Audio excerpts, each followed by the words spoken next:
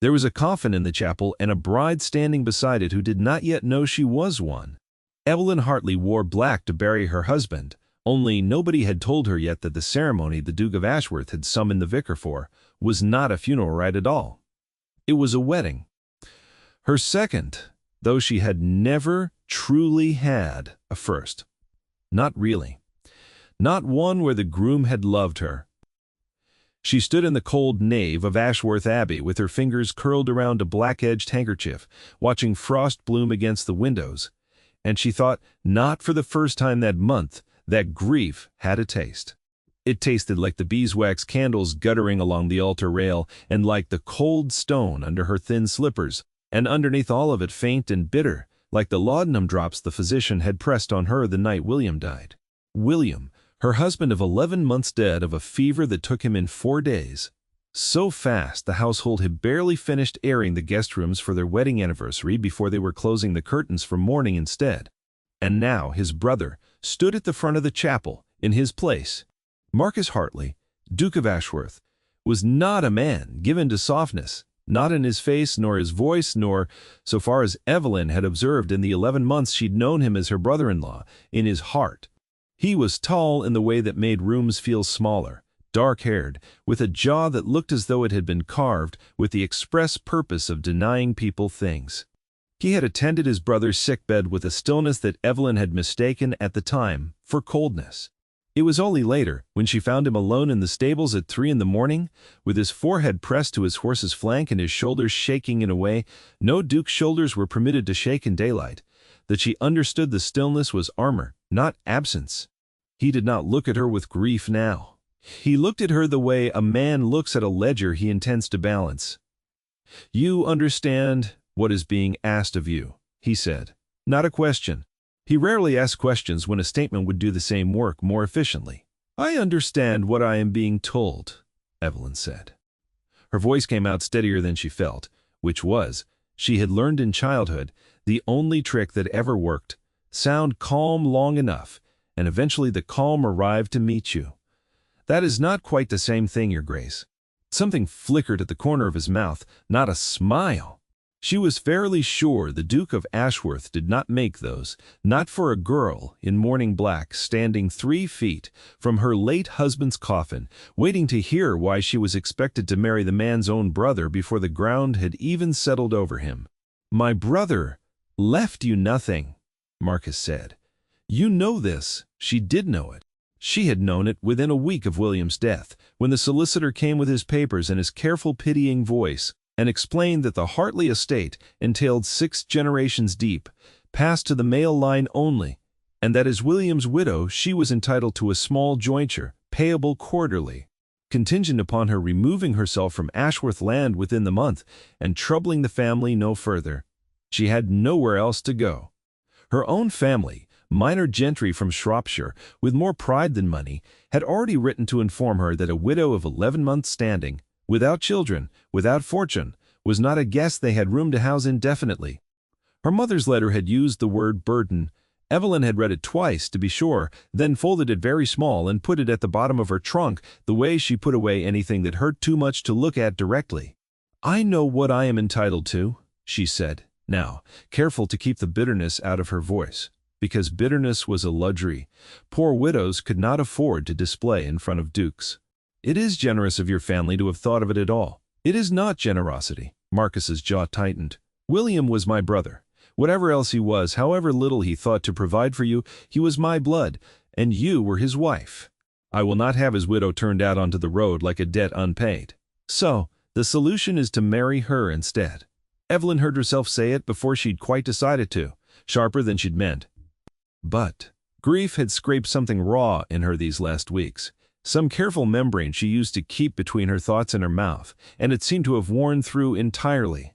"Forgive me, Your Grace, if I find that a curious sort of rescue—" The vicar, hovering near the altar, with the particular discomfort of a man who has performed one Hartley ceremony this month already and would like very much to be done with the family's business for this season, cleared his throat. Marcus did not look at him.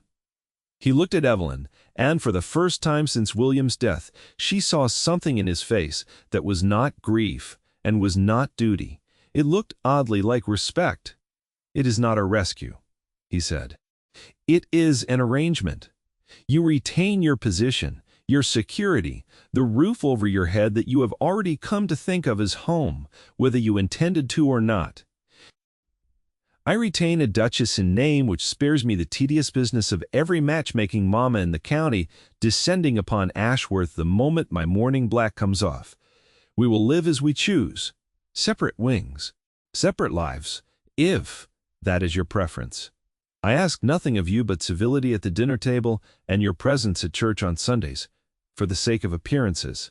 "How romantic," Evelyn said. And this time, the bitterness got all the way out before she could stop it. Something did move at the corner of his mouth then, not quite a smile still, but close enough to its shadow that she filed it away, surprised at herself for noticing. "I did not bring you here for romance, Lady Hartley. I brought you here so that you would not starve on my brother's account. If you wish to refuse, you may. I will settle the jointure regardless, and see you safely to whatever situation you prefer, but I would ask you to consider it before you decide." She considered it. She considered the small, cold room her mother's letter implied. She considered the quarterly jointure that would not, she suspected, stretch to cover both lodging and coal through a full winter. She considered the strange, aching fact that Ashworth Abbey, despite everything, despite William's absence and the servants' pitying glances and the black crape still hung over every mirror in the house, had begun in 11 short months to feel like the only home she'd had since her father's death 6 years before. "And if I say yes," she said slowly, "what happens to the affection people generally expect between husband and wife?" "There will be none required." Marcus said it without cruelty, which somehow made it worse. "I do not ask you to love me, Lady Hartley. I do not expect it. I am not by report an easy man to love. I ask only that you allow me to keep my brother's wife from ruin. That is all this is. That is all it will ever be." She should have found that gold. She told herself later, lying awake in the guest wing that would become her wing, listening to wind worry at the old windows, that she ought to have found it cold. Instead, she had found it, absurdly, like the first honest thing anyone had said to her since William died. "Very well," she said, and the vicar, with visible relief, opened his book. They were married in 11 minutes in front of a coffin that would be interred the following morning, with no witnesses but the vicar and Ashworth's steward, standing awkwardly by the door with his hat in his hands. Marcus did not kiss her. He took her hand, briefly, formally, the way one might shake on a business arrangement, and said, "Welcome to Ashworth, Your Grace."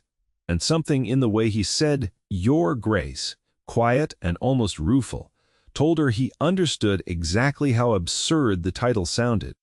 Attached to a girl who 3 months ago had been mending her own stockings by candlelight to save the expense of a maid. She went to bed that night a duchess and lay awake feeling, for the first time in weeks, something other than grief. She was not sure yet what to call it. The months that followed settled into a rhythm. Neither of them, she suspected, had quite expected. Ashworth Abbey was a vast, cold, beautiful house, all gray stone and ivy, and long galleries hung with the portraits of Hartleys going back 3 centuries, men with Marcus's jaw and women with careful, guarded eyes that Evelyn came to recognize over time as a kind of inheritance all its own. She took her meals at one end of the long table, Marcus at the other, and for the first month they spoke perhaps a dozen words to each other across the length of good china and candlelight, most of them concerning the weather or the state of the roads. She found, to her own surprise, that the silence did not feel like the cold arrangement she had braced for. It felt, instead, like a kind of peace. Nobody at that table expected her to perform grief, or gratitude, or good humor. Nobody required her to be anything at all, that she could simply sit and eat her soup while it was still hot, which was more than she had been permitted at her own mother's table in years, and watch the candlelight move across the Duke's still unreadable face, and think her own thoughts undisturbed. She had always thought best with her hands occupied.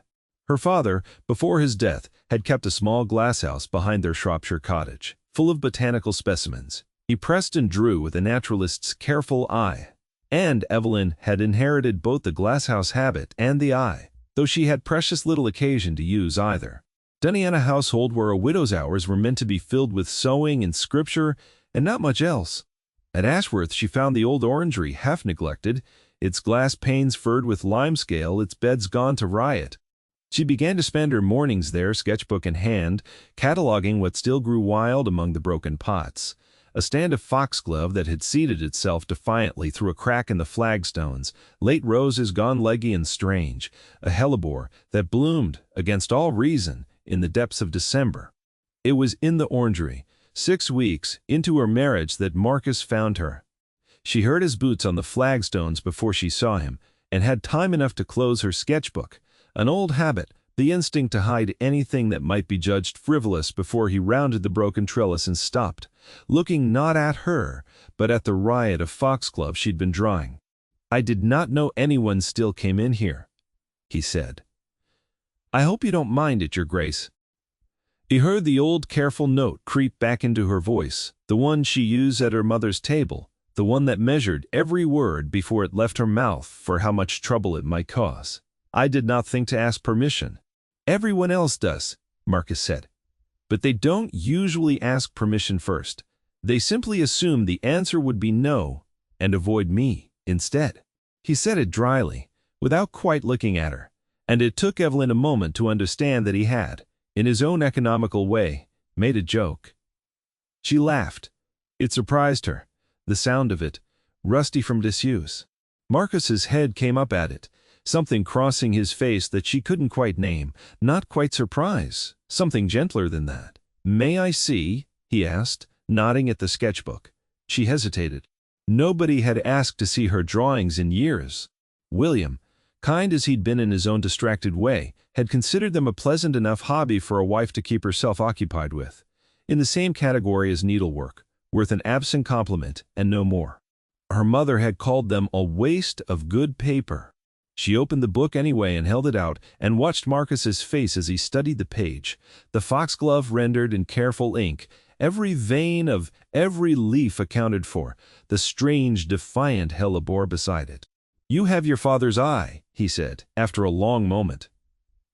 Evelyn went very still. "You knew my father." "I knew of him." "William spoke of the pair of you." Before Marcus's jaw tightened, the old grief moving behind his eyes like weather. "He said you drew flowers the way other women embroidered them faster. Truer. He was fond of that about you." It was the first time since the wedding that either of them had spoken William's name without flinching from it. Evelyn found to her own surprise that it did not hurt the way she'd expected. It felt, instead, like something shared. A small bridge built out of grief, spanning the gap between two people who had both loved the same absent men in their own separate ways. "Thank you," she said quietly, "for telling me." That Marcus did not answer at once. He was looking at her drawing still, the foxglove, the crack in the flagstone it had rooted through, despite every reason not to. "I am reliably informed," he said finally, "that I do not know how to say kind things properly. I hope you'll forgive the attempt regardless." "You did well enough, Your Grace Marcus," he said. "If we are to share a roof and a name, Lady Hartley need not stand on ceremony with me in an orangery full of weeds." "Then you must call me Evelyn," she said, "if we are dispensing with ceremony."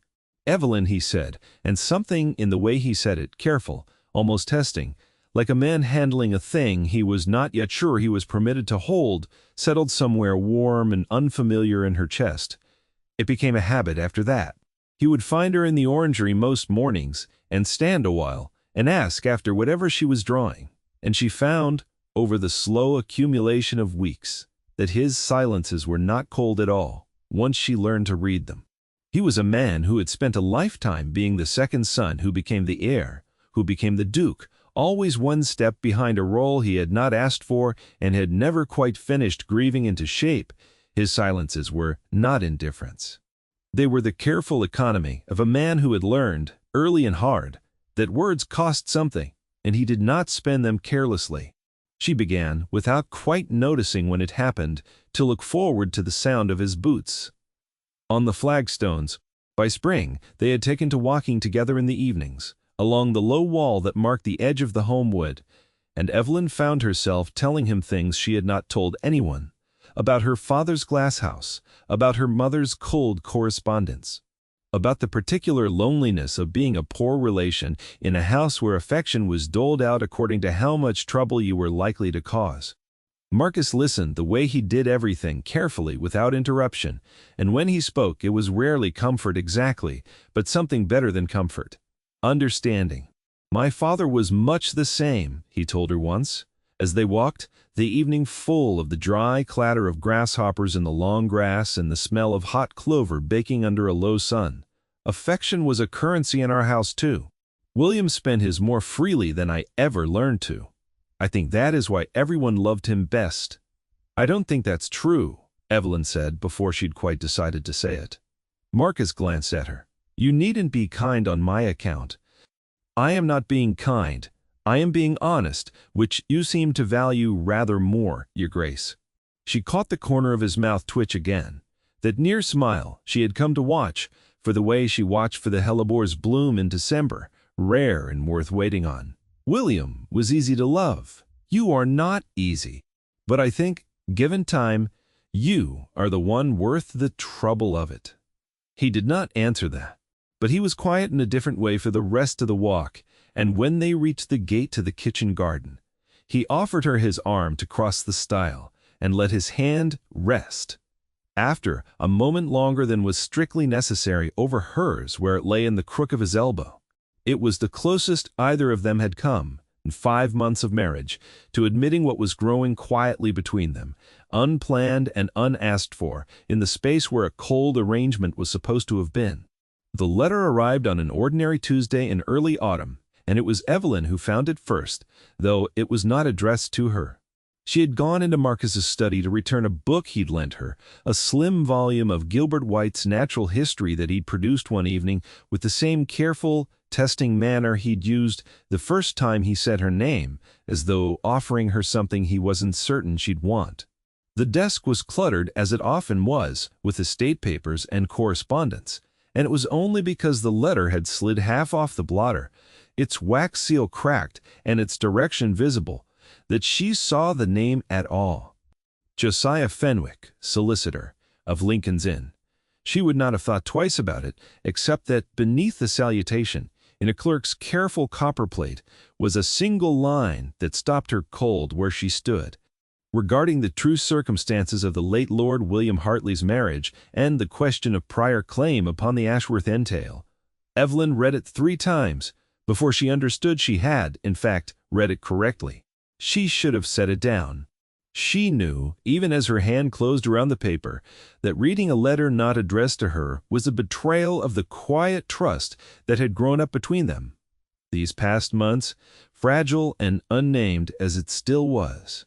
But her father's name was mentioned 2 lines further down, and after that she could not have stopped reading if the house had caught fire around her.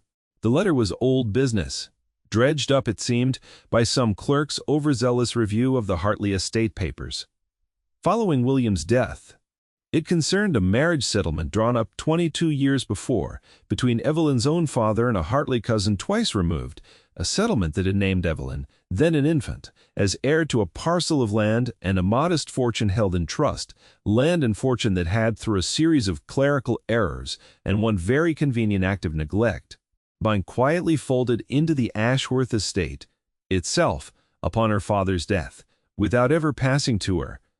Evelyn was not a poor relation who had married beneath her own worth and been rescued by Hartley charity.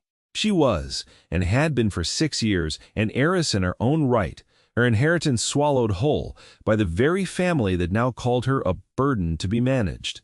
Her hands were shaking by the time she heard Marcus's step in the hall.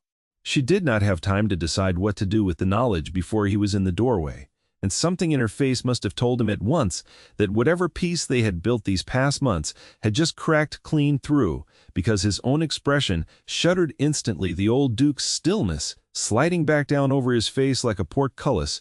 "You found the letter," he said quietly. "You knew." Evelyn's voice came out smaller than she wanted it to. "You knew, and you said nothing." "I have known for 3 weeks." He did not try to deny it, which somehow made it worse that he would not even give her the small mercy of a lie to be angry at. I have been trying to determine how to tell you in a way that did not what? Reveal that your family has been living on my inheritance for 6 years. That your solicitor is presently deciding how much of it you might reasonably be obliged to return. But Evelyn heard her own voice rising and could not stop it. 6 years of careful, measured calm breaking apart at once, all the old bitterness she had swallowed at her mother's table, at William's careless kindness, at every room she had ever stood in feeling like a guest in her own life, coming up now with nowhere left to go. You married me out of duty, you said. Out of honor? Was that honor too, Marcus? Keeping this from me while you decided what was convenient to admit? I was protecting you. His voice had gone low, urgent, a register she had never heard from him before. Evelyn, if this reaches the courts before the claim is properly established, before we know exactly what was done and by whom, there are men in this family, my own cousins, who would see you declared unfit to manage a fortune of that size, rather than surrender an acre of it. I have seen it done. I watched it done to my own aunt 20 years ago, when an inheritance came to her that certain parties found inconvenient.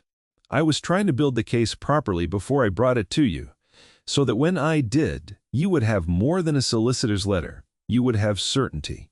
You should have told me the moment you knew. Evelyn's eyes were burning now, and she hated it, hated that even her anger came wrapped in tears. The old inheritance of every woman who had ever been told her feelings were too much for the room she stood in. I have spent 6 years believing I had nothing. That I was fortunate to be tolerated. Do you have any idea what that does to a person to believe herself a burden for so long that she forgets to imagine otherwise? And you let me go on believing it. For 3 more weeks, because you thought you knew better than I did, what I could bear to hear. Marcus was silent for a long moment. When he spoke again, his voice had lost its careful control entirely, and what was left beneath it was something raw, something that sounded to Evelyn's own surprise, almost like fear. I was afraid, he said, that if you learned the truth before I could prove it beyond any challenge, you would leave, that you would take what was owed you and go and build a life somewhere I had no part in, and I would have no honest claim to stop you, because the only claim I ever had on you was need, and the moment you no longer needed anything from me, there would be nothing left holding you here. The study was very quiet. Somewhere beyond the window, Evelyn could hear the dry rustle of the last leaves letting go of the beech trees along the drive.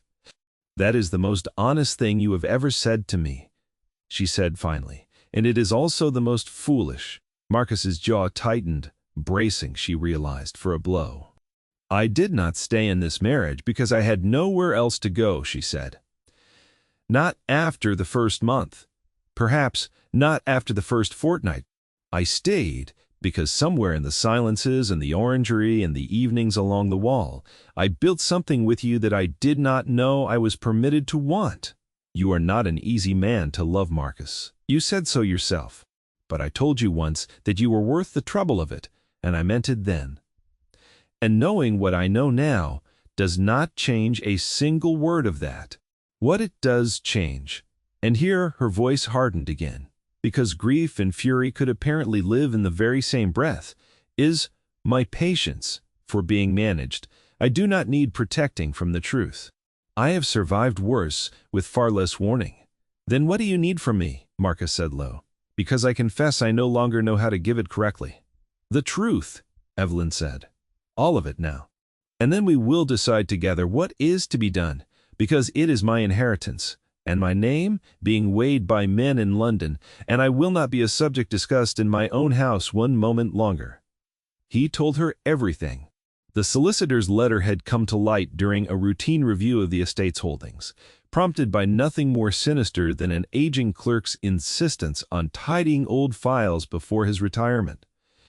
What it uncovered was a settlement drawn up before Evelyn's birth, naming her upon her father's death, heir to a parcel of Lincolnshire farmland and an investment in the funds that had, by conservative estimate, grown to something in the neighborhood of £30,000. The land itself had been absorbed into the Ashworth estate's northern boundary 6 years before, in the chaos following her father's sudden death, through what the letter delicately termed an administrative oversight, and what Marcus, with visible distaste, called by its plainer name, theft. Not by Marcus's hand, nor, even so far as the solicitor's initial findings suggested, by the old Duke's, Marcus's father, who had been ailing and largely absent from the estate's management in his final years. The trail led instead to a steward long since dismissed, and to certain of the Hartley cousins who had, it seemed, taken advantage of a dying man's inattention and an orphaned girl's complete lack of legal recourse to quietly redraw the boundaries of what belonged to whom. "There is a cousin," Marcus said, "Reginald Hartley, third in line to the dukedom after my own heirs, who stands to lose the most if this claim is proven and made public. He has friends among the judges in Chancery. If he learns the claim is being pursued before it is airtight, he will move to have it buried, or worse. He will move to have you declared incapable of managing your own affairs, the way it was done to my aunt. I have seen the pattern before, Evelyn. It is not paranoia. It is precedent." "Then we make it airtight," Evelyn said. "Before he learns, we know." There was a fire in her now that had not been there in months, not since William's death had first hollowed her out and left her drifting through her own life like a guest waiting to be told when to leave. She recognized it distantly, as something closer to the girl she had been before her father's death, before 6 years of careful smallness had taught her to make herself easy to overlook. She was done being easy to overlook. It was Mrs. Norr Pruitt, the Ashworth housekeeper, a stern, gray-haired woman who had served 3 generations of Hartleys and buried more secrets than most solicitors saw in a lifetime, who provided the piece that broke the case wide open. Evelyn had gone to her. In the first week of the quiet investigation, Marcus insisted must be conducted with absolute discretion, hoping for nothing more than an old servant's memory of the years surrounding her father's death. What she got instead, delivered over tea in the housekeeper's small warm parlor off the kitchen's, was a confession 20 years overdue. "I kept the old steward's ledgers," Mrs. Pruitt said, not quite meeting Evelyn's eyes. "After Mr. Cobb was dismissed, Your Grace, the family thought them destroyed. I could not bring myself to burn them. Your father was a kind man.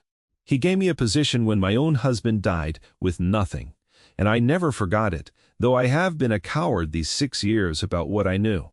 The ledgers kept in a trunk in the housekeeper's own quarters for 2 decades showed in Cobb's own hand the precise mechanism by which the Lincolnshire land had been folded into the Ashworth accounts, the dates altered, the original settlement quietly misfiled. All of it done, the ledger's marginal notes made clear, are by 8. the direct instruction of Reginald Hartley, who had paid Cobb a sum of £200 for his silence and his skill with a pen. Why did you never come forward? Why did you never come forward? Evelyn asked, and there was no accusation in it, only a kind of tired understanding, because she knew better than most. Now, what fear did to a person's courage, because I had a position to protect and a family of my own to feed, and because I did not think anyone would believe a housekeeper's word over a Hartley cousin's, Mrs. Pruitt said. I am sorry for it, Your Grace. I have been sorry for it every day these 6 years. When I heard you had married the Duke, I thought, perhaps now, God willing, there might be a chance to set it right at last. Evelyn took the housekeeper's weathered hand in both of hers. You are setting it right now, she said. That is what matters. Reginald Hartley did not go quietly. He arrived at Ashworth Abbey 3 weeks later, summoned by Marcus under the pretense of ordinary family business, and Evelyn watched from the drawing-room window as his carriage came up the long drive, and felt something in her chest go very still and very cold, the old fear rising even now. Even with the ledgers locked safe in Marcus's study and the solicitor's case fully assembled, Reginald was a tall man, fair, where Marcus was dark, handsome in the loose, indolent way of men who had never had to work for anything and had grown soft and confident on the strength of it. He kissed Evelyn's hand in the drawing-room with a courtesy so smooth it curdled, and said, The little Lincolnshire orphan made a duchess. How the fortunes turn. They do indeed, Evelyn said, and did not let her voice shake. I understand you have been asking questions about old family business, Reginald said, settling into a chair without being asked, the particular arrogance of a man who had never once doubted his welcome in any room he entered. "I would advise against it, Your Grace, if I may be so bold. Old ledgers have a way of being misread by those without a legal education. It would be a pity for a young widow, so recently and so fortunately elevated, to embarrass herself with accusations she cannot substantiate." "I have substantiated them rather thoroughly, as it happens," Evelyn said, "with the aid of Mrs. Calmpour. Pruitt's ledgers, Mr. Cobb's own hand, and a settlement document your solicitors themselves flagged as irregular. I understand £200 does not buy silence as reliably as it once did, Mr. Hartley." Mrs. Pruitt's conscience proved rather more expensive than that. Reginald's smile did not move, but something behind his eyes went flat and cold. "You would set a housekeeper's word against mine in a court of law." "I would set a housekeeper's ledger, in Mr. Cobb's own confirmed handwriting, alongside the original settlement document, which Mr. Fenwick has now formally lodged with the court," Marcus said, from the doorway where he had been standing. Evelyn realized, for some minutes listening, alongside a sworn statement from Mr. Cobb himself, taken last week, in which he names you specifically as the party who instructed and paid for the falsification. "I would advise you, cousin, to consider very carefully how this proceeds from here, because I assure you the alternative to a quiet settlement is considerably less comfortable for you than for my wife." Reginald's composure finally cracked, just at the edges, just enough for Evelyn to see the calculation running fast behind his eyes. "You would ruin your own family's name over a technicality of inheritance." "You ruined it 6 years ago," Marcus said, "when you robbed a dead man's orphan daughter and called it convenient administration. I am simply the one who is no longer willing to look away from it." The case that followed was, by the standards of Chancery, remarkably swift, though it did not feel swift to Evelyn, living through every anxious week of it. It was heard, at Marcus's insistence, in a public session rather than a private hearing, because, he told her quietly, the night before, "A wrong done to you in the shadows deserves to be undone in the light. I will not have you vindicated in a back room where no one will ever know the truth of what was taken from you." The courtroom was full that final morning, fuller than such proceedings usually drew, because word had traveled as word did among the ton, that there was a scandal brewing at Ashworth worth the seeing. Evelyn stood beside Marcus, her hand tucked into the crook of his arm, feeling the eyes of half-fashionable London upon her, and found to her own surprise that she did not flinch from them the way the old Evelyn, the poor relation, the burden, would have. Mrs. Pruitt testified, her voice steady, despite 20 years of guarded fear. Mr. Cobb, produced by Marcus's solicitor, with what Evelyn suspected was a rather generous incentive for his cooperation, confirmed every particular of the ledger in his own halting words. The settlement document, restored to the court's attention at last, spoke for itself in ink 22 years dry. Reginald Hartley's solicitor made what argument he could, but it crumbled within the hour, and the judge's ruling when it came was unambiguous. The Lincolnshire land and the accompanying fortune, now grown considerably beyond its original £30,000 through 2 decades of quiet investment, were restored in full to Evelyn, Duchess of Ashworth, formerly Evelyn Hartley, born Evelyn Marsh, daughter of the naturalist Thomas Marsh, whose settlement had been unlawfully diverted upon his death. Reginald Hartley was ordered to repay, from his own considerable personal fortune, the accrued value of what had been taken, and was, in the judge's own dry words, strongly advised to consider whether London society still had room for him within it, a suggestion that proved, within the month, to be entirely correct. He removed himself to the continent before the season's end, and was not, so far as Evelyn ever learned, much missed. It was there, in the courtroom, with the gavel still echoing and half of fashionable London still murmuring in their seats, that Marcus turned to her, in front of every witness who had come to see her ruined or vindicated, and did not wait for a private moment to say what he had apparently been carrying for months. "I married you to protect you," he said, his voice carrying clear across the hushed room, "because it was the only claim I believed I had any right to make. I told you. I did not ask for love, because I did not think myself entitled to hope for it. I was wrong about that, As it turns out, along with a great many other things, I do not want a wife in name only any longer, Evelyn. I have not wanted that in months.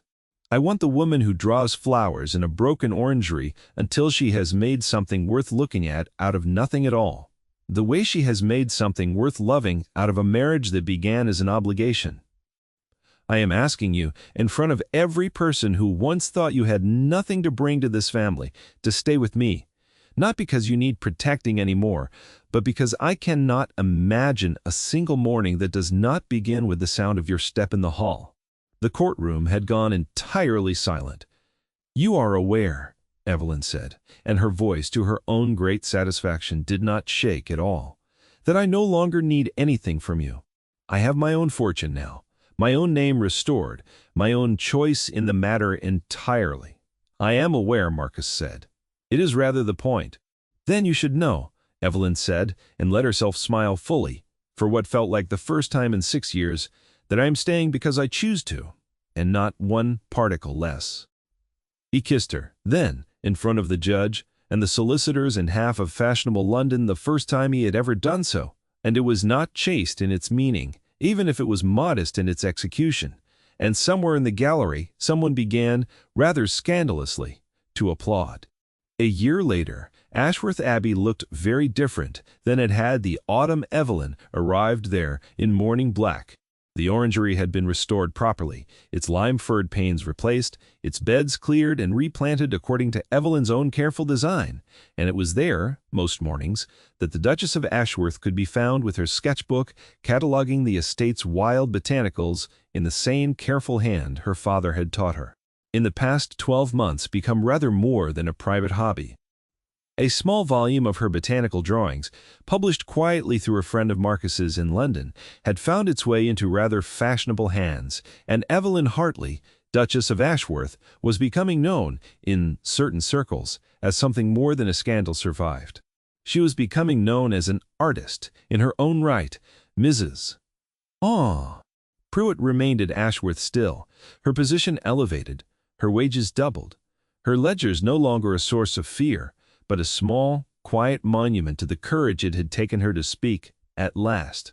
She often took her tea, now in the orangery with the Duchess, an arrangement that would have scandalized the old order of things and delighted the new one entirely.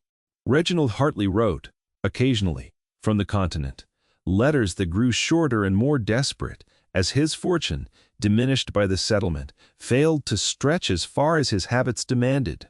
Marcus did not answer them. Evelyn, when she thought of him at all, thought of him the way one thinks of weather long past, a storm that had done its damage and moved on, leaving nothing behind worth dwelling in. And in the evenings, along the low wall by the home wood, where grasshoppers still clattered dry and papery through the long grass, Marcus and Evelyn walked together still, though her hand rested now in the crook of his arm, not out of formality, but out of habit, out of the simple accumulated comfort of a year spent choosing each other again and again, and long after either of them had any obligation left to do so. "You are smiling," Marcus observed one such evening, as the sun went down gold and slow behind the beech trees. "In a manner I have learned to associate with news you are not yet certain how to deliver." "I am reliably informed," Evelyn said, echoing his own old words back at him with the particular satisfaction of a wife who had learned, over a year, precisely how to use her husband's dry wit against him, "that dukes do not appreciate being kept waiting for good news." "This duke," Marcus said, stopping in the path, something in his face going very still and very careful, the way it had the first day in the orangery, "would appreciate knowing at once." "There will be an heir," Evelyn said. "Come spring." Marcus did not say anything for a long moment. Then he took her hand, the same way he had that first day in the chapel. Formal, careful, as though handling something precious he was still not entirely sure he was permitted to hold, and pressed it, gently, to his lips. "Then, I suppose," he said, and his voice had gone rough, in a way she had only heard once or twice in the whole of their year together, "that we will have to see the orangery glass properly repaired before winter, so there is somewhere warm for small hands to learn to draw flowers when the time comes." "You remembered that?" Evelyn said, surprised despite herself. I remember everything you have ever told me, Marcus said. It was, I believe, the very first thing that ever made me certain I did not want a wife in name only. And there in the gold light going long and slow across the Ashworth grounds, with the hellebores just beginning their strange, defiant bloom out of season in the beds below, the Duke and Duchess of Ashworth stood together, married first out of duty, and now at last and forever, out of nothing else at all but love. Thank you so much for staying with me until the very end of this one. If this story found its way into your heart tonight, I would love to know, which city are you watching from this evening? And what did this story make you feel, sitting there, in the quiet, with Evelyn and Marcus? Tell me in the comments, and if there was a line in this one that stayed with you, let me know which line was your favorite. Don't forget to subscribe so you won't miss new stories like this one. Until then, from all of us here, good night and sweet dreams.